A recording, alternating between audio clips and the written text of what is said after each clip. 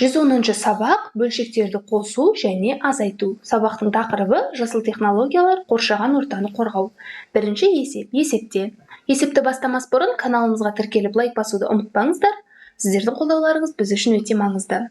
Қазақстанда Экспо 2017 көрмесінде ұсынылған табиғи ресурстарды сақтауға бағытталған инновациялық технологиялар енгізу басталады. Есептеуді дұрыс орындасаң, қанша жасыл зерттеулер енгізілетінін білесің. Бізге өрнектер берілген, яғни бірінші жақшаның іші орындалады. Бірінші қосу амалы, екінші, үшінші бөлу, ал төртінші азайту орындалады. Енді осы бойынша орындайық. Бірінші, 676-ға қосамыз 9980-ді. Яғни 6-ға 0-ді қоссақ 6, 7-ге 8-ді қоссақ 15, 5 жазылып 1 ойда. 6-ға 9-ды қоссақ 15, ойдағы 1 мен 16. 6 жазылады 1 ойда. 9 ойдағы 1-ді қоссақ 10-ға тең. Келесі екінші амал қосу амалы, яғни осы 10.656-ны қосамыз 5996-ға. Сонда 6-ға 6-ны қоссақ 12, 2 жазылып 1 ойда, 5-ке 9-ды қоссақ 14, ойдағы 1-ді қоссақ 15, 5 жазылып 1 ойда. 6-ға 9-ды қоссақ 15, ойдағы 1 мен 16, 6 жазылып 1 ойда. 0-ге 5-ді қоссақ 5, ойдағы 1-ді қоссақ 6. Және 1-дің өзі түседі. Демек 16652 шықты. Енді осы 16652-ні 2-ге бөлуіміз керек. 16-дан берейік, 16-ны 2-ге бөлсек 8, 8-ді 2-ге көбейтсек 16. Келесі 6-ны түсіреміз, 6-ны 2-ге бөлсек 3, 3-ті 2-ге көбейтсек 6, азайтсақ 0. Келесі 5-ті түсіреміз, 5-ті 2-ге бөлсек 2, 2-ні 2-ге көбейтсек 4, азайтсақ 1 шығады. Және 2-ні түсірейік, 12-ні 2-ге бөлсек 6, 6-ны 2-ге көбейтсек 12, азайтсақ 0. Демек 8326 шықты. Және соңғы төртінші амал бізде осы 8326-дан 8196-ны азайту керек. 6-дан 6-ны азайтсақ 0, 2-ден 9 азайтылмайды. Бір қарыз берейік, 12-ден 9 азайтсақ 3, 3-тің біреуі қарызға кетті, 2 қалды, 2-ден 1 азайтсақ 1. Демек 130 жасыл зерттеулер енгізілген. Келесі екінші есеп, суретке қара, есептерді шығар. Жер учаскесі теңде 12 бөлікке бөлінген, түске дейін жер учаскесінің 12-ден 4 бөлігіне, ал түстен кейін тағы 12-ден 5 бөлігіне көшет отырғызылды. Жер учаскесінің барлығы қанша бөлігіне көшет отырғызылды? Яғни А есебі. Алдымен 12-ден 4 бөлігіне, одан кейін 12-ден 5 бөлігіне отырғызылған. Бөлімі сол күйі сақталады, ал алымындағы сандарды қосайық, яғни 4-ке 5-ті. Сонда 12-ден 9 бөлігіне көшет отырғызылған. Келесі, жер учаскесі 12 бөлікке бөлінген, жер учаскесінің 12-ден 9 бөлігіне көшет отырғызылды, оның 12-ден 4 бөлігін түске дейін, қалғанын түстен кейін отырғызды. Түстен кейін қанша бөлігіне көшет отырғызды? Яғни 12-ден 9-дан азайтамыз 12-ден 4-ті. Сонда бөлімі сақталады, ал алымындағы сандарды бір-бірінен азайтайық. 12-ден 9-дан 4-ті азайтсақ 5-ке дейін. Демек 12-ден 5.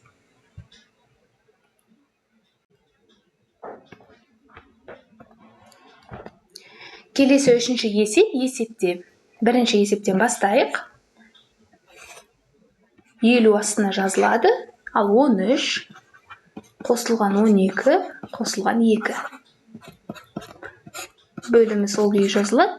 13-ке 12-ні қоссақ 25, 25-ке 2-ні қоссақ 27-ге тең. Келесі екінші есеп, бөлімінде жүздерді жазып шығамыз. Және алымындағы сандармен амал орындайық. 56 қосылған 15, азайтылған 9. Тең. Бөлімі жазылады 100. 56-ға 15-ті қоссақ 71, 71-ден 9 азайтсақ 62. Келесі үшінші есеп, 25 бөлімінде жазылады. 25. Ал алымында 19 қосылған 6 қосылған 3. Тең болады. 25 жазылады. 19 алтына қоссақ 25, 23-ке 5-ке 3-ті қоссақ 28-ге тең. Және соңғы төртіншісі, бірінші жақшаның іші орындалады, яғни 45, 20 қосылған 18. Азайтылған 45-тен 29. Тең болады.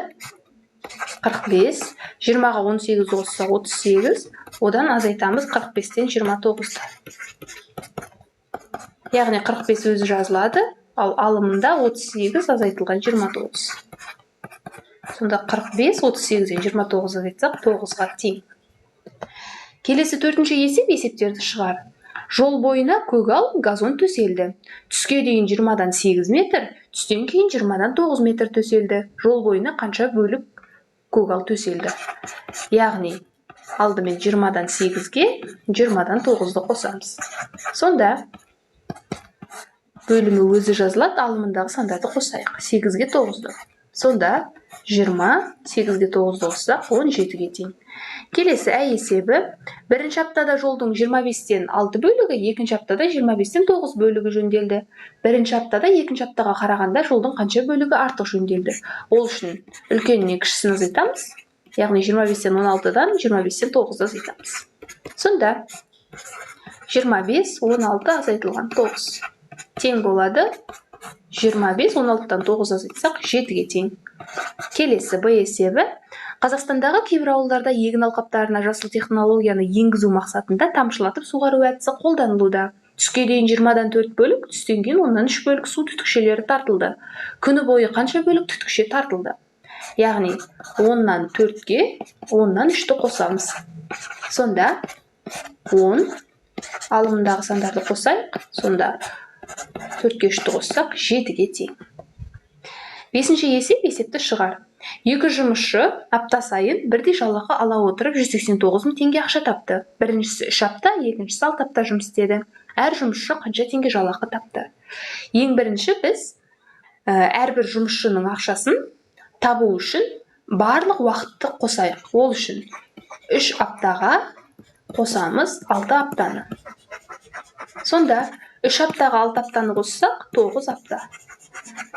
Енді екі жұмысшының барлық ақшасы 189 мың. Демек, 189 мыңды осы 9 аптаға бөлейік. Сонда 189 мыңды 9-ға бөлсек 21 мың теңге болады. Демек, бір аптада 21 мың теңге табыс тапқан. Енді бірінші жұмысшының қанша теңге тапқанын табу үшін, яғни ол бір аптада 21 мың теңге тапса, ал 3 аптада тапқан ақшасы 63 мың теңге болады. Ал екіншісі 6 апта жұмыс істеді, яғни аптасына 21 мың тапса, ол 6 аптада 126 мың теңге табады. Келесі 6-шы есеп өрнектерді салыстыр.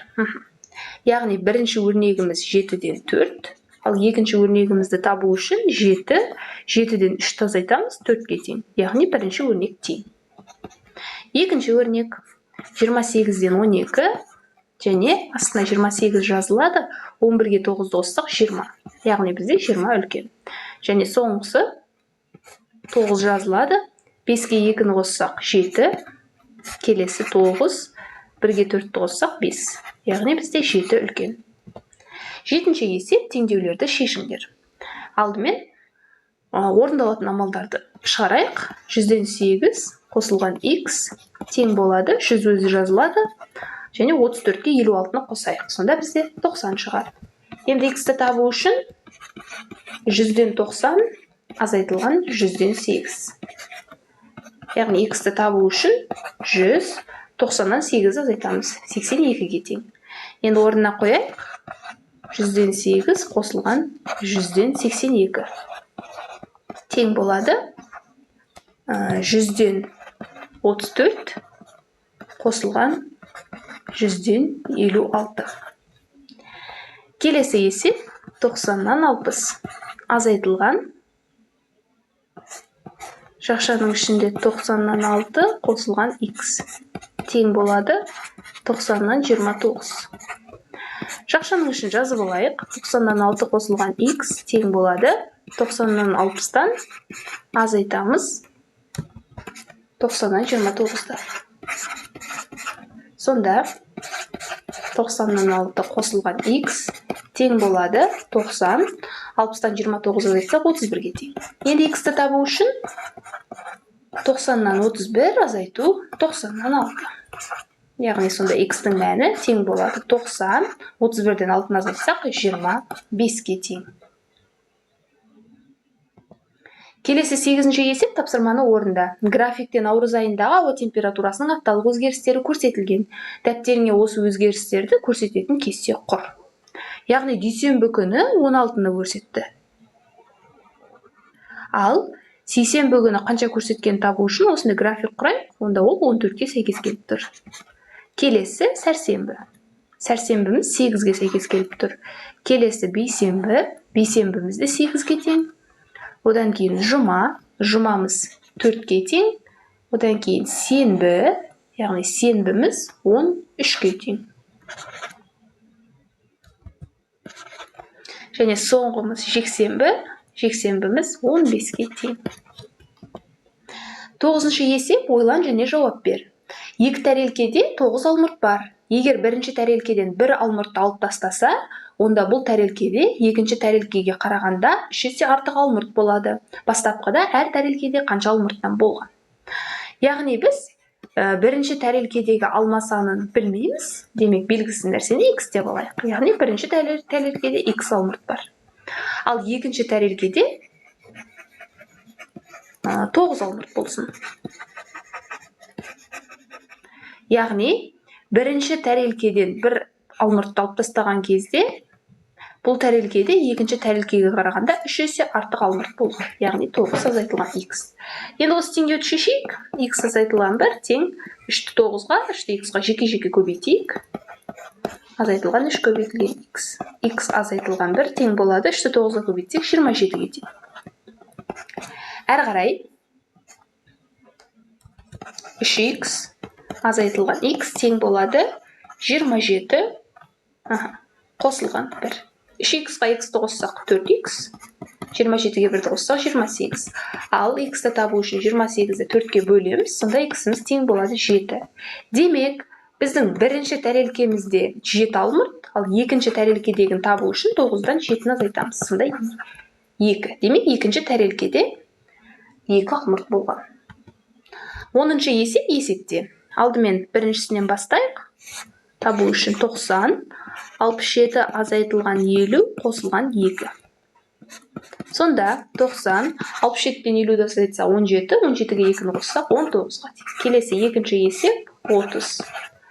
23-ге 5-ті қосайық, және одан 19-ды азайтайық. Сонда 30, 23-ге 5-ті қоссақ 28, 28-ден 19 азайтсақ 9-ға тең болады.